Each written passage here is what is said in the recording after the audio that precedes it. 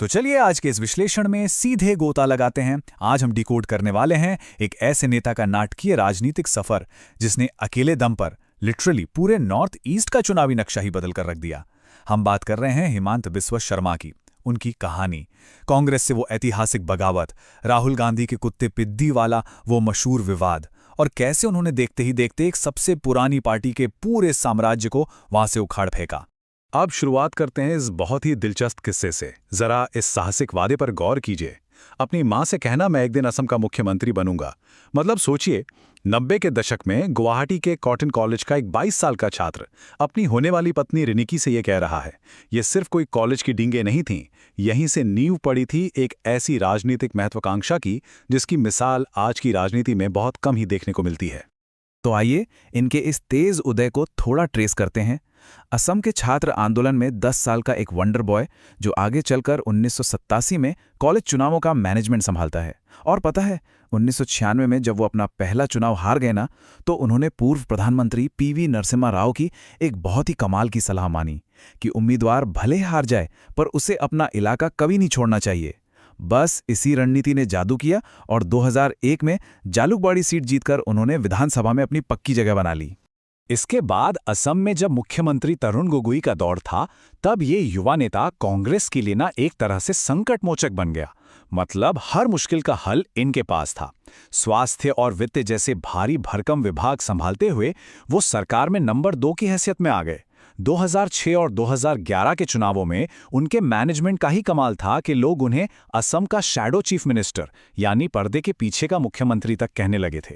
लेकिन ये पर्दे के पीछे का सुचारू काम तब एक बड़े टकराव में बदल गया जब तत्कालीन मुख्यमंत्री ने अपने बेटे गौरव गोगोई को अपना राजनीतिक वारिस बनाना शुरू कर दिया। अब आप ही सोचिए, इस कदम ने सीधे तौर पर उनके सबसे वफादार और सबसे काबिल सिपह सालार की उम्मीदों को खुली चुनौती दे दी थी। हेमंत को लगने लगा कि बस पार्टी में अब उनका आगे का रास्ता पूरी तरह से बंद किया जा रहा है।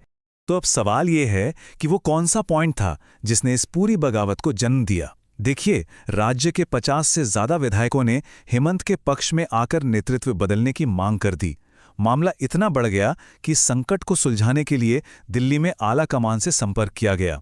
और फिर वहां दिल्ली में जो हुआ, उसने असम की राजनीति का पूरा इतिहास ही हमेशा के लिए बदल कर रख दिया। और यहीं पर आता है वो कुख्यात टर्निंग पॉइंट।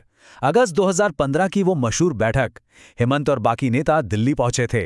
उनका दावा है कि वो असम के गंभीर मुद्दों पर बात करना चाहते थे, लेकिन राहुल गांधी ने उन्हें पूरी तरह इग्नोर कर दिया और वो अपने पालतू कुत्ते पिद्दी को बिस्किट खिलाने में मग्न रहे। अब देखिए, ये घटना सिर्फ एक मुलाकात तक सीमित नहीं रही, ये कांग्रेस के लिए एक बहुत बड़े टूटने का प्रतीक बन गई। उस दिल्ली वाली घटना को अपने आत्मसम्मान का एक बहुत बड़ा अपमान मानते हुए इस मास्टर रणनीतिकार ने आधिकारिक तौर पर कांग्रेस पार्टी को अलविदा कह दिया। उन्होंने जमीनी हकीकत को तुरंत भांपा और बिना कोई वक्त गंवाए 21 अगस्त 2015 को भारतीय जनता पार्टी के टॉप लीडरशिप के साथ हाथ मिला लिया। मतलब ये स्विच एकदम गेम चेंजर था। हालांकि सच कहें तो ये बदलाव इतना स्मूथ भी नहीं था। उस वक्त जो स्थानीय बीजेपी नेता थे, वो सत्ता के इस बदलते समीकरण से थोड़े डरे हुए थे। इसका अंदाजा आप इसी बात से लगा सकते हैं कि बीजेपी में उनके औपचारिक प्रवेश से कुछ ही दिन पहले असम बीजेपी के बड़े चेहरे सर्बानंद सोनोवाल ने उनके खिलाफ बाकायदा एक प्रेस कॉन्फ्रेंस कर दी थी और लुइस बर्जर वाटर प्रोजेक्ट घोटाले का मुद्दा उठाया था। खैर, अंत में शीर्ष नेतृत्व ने मामला संभाल लिया। अब पार्टी बदलने के बाद की कहानी देखिए। हेमंत को बनाया गया नेडा का संयोजक। ये बस एक पद नहीं था, इस एक नियुक्ति ने उनके पर्सनल राजनीतिक मिशन को एक विशाल भू राजनीतिक लक्ष्य में बदल कर रख दिया। अब उनका मकसद सिर्फ असम जीतना नहीं था, उनका टारगेट था पूरे पूर्वोत्तर से कांग्रेस को साफ करके वहां गैर कांग्रेसी दलों को एकजुट करना। और इसका जो परिणाम आया ना, वो सच में चौंका देने वाला था। उनकी रणनीतिक चालों ने कांग्रेस पार्टी को उस पूरे इलाके से लगभग मिटा ही दिया जहां कभी उनका दशकों तक एक छत्र राज हुआ करता था। मतलब देखते ही देखते पूरे पूर्वोत्तर के नक्शे का रंग बदल गया और हर तरफ बस बीजेपी और एनडीए का दबदबा दिखाई देने लगा। ये बदलाव सिर्फ असम तक रुकने वाला नहीं था, वहां एक अभूतपूर्व डोमिनोज इफेक्ट देखने को मिला। अरुणाचल प्रदेश में विधायकों के सामूहिक दल बदल की पूरी योजना बनाने से लेकर मणिपुर और त्रिपुरा में रातों रात गठबंधन सरकारें बना देने तक पूर्वोत्तर के चुनावी गणित को पूरी तरह से फिर से लिख दिया गया। एक तरह से हेमंत पूर्वोत्तर के सबसे बड़े किंग मेकर बन चुके थे। अब 2016 में बीजेपी की पहली जीत तो हो गई, लेकिन इसके बाद भी उन्होंने 5 साल तक मुख्यमंत्री सर्बानंद सोनोवाल के मंत्रिमंडल में एक कद्दावर मंत्री के रूप में इंतजार किया। वो सरकार के मुख्य क्राइसिस मैनेजर बने रहे और आखिरकार 10 मई 2021 को वो दिन आ ही गया, जब कॉलेज के दिनों में रिनिकी से किया गया वो वादा पूरी तरह से सच साबित हुआ।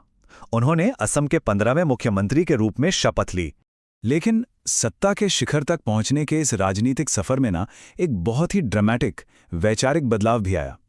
मतलब एक आरएसएस विरोधी पूर्व कांग्रेसी नेता अचानक कट्टर हिंदुत्व का पोस्टर बॉय कैसे बन गया? इस शिफ्ट ने कई राजनीतिक विश्लेषकों को गहराई से सोचने पर मजबूर कर दिया है। ये सिर्फ एक पार्टी का बदलाव नहीं था, ये पूरी की पूरी आइडियोलॉजी का शिफ्ट था। आप इस विरोधाभास को ही देख लीजिए। 2014 में इसी नेता को चुनाव आयोग से नोटिस मिला था क्योंकि उन्होंने पीएम मोदी की तुलना एक आतंकवादी से कर दी थी। और आज वही हेमंत बिस्वा शर्मा आक्रामक हिंदुत्व की राजनीति के सबसे प्रखर वैचारिक ध्वजवाहक के रूप में जाने जाते हैं। मतलब ये बदलाव सच में हैरान करने वाला है। इस नई राजनीतिक पारी में आलोचक उनके कई पोलराइजिंग फैसलों और बयानों पर सवाल उठाते हैं, जैसे 1200 से ज्यादा सरकारी मदरसों को बंद करने का फैसला या फिर मुस्लिम विवाह पंजीकरण अधिनियम को रद्द करना। और तो और बाढ़ और सब्जियों के बढ़ते दामों जैसी आम समस्याओं के लिए उन्होंने बाकायदा फ्लड जिहाद और फर्टिलाइजर जिहाद जैसे शब्द गढ़े। जाहिर है ये सारी बातें बहुत तीखी बहस का मुद्दा बनी हुई हैं। अब देखिए, असम की राजनीति में डेमोग्राफिक्स यानी वहां की आबादी का समीकरण बहुत मायने रखता है। वहां करीब 35% मुस्लिम आबादी है, इसलिए नीतियों को लेकर राय बहुत बटी हुई है। जो उनके समर्थक हैं वो इसे असमिया अस्मिता और स्वदेशी संस्कृति को बचाने वाला जरूरी कदम मानते हैं, लेकिन दूसरी तरफ जो विपक्षी दल और आलोचक हैं उनके हिसाब से ये नीतियां पूरी तरह से भेदभावपूर्ण हैं। इसके अलावा अगर हम इस लंबे राजनीतिक सफर को देखें तो उन पर कई गंभीर जांचों की आंच भी समय समय पर आती रही है।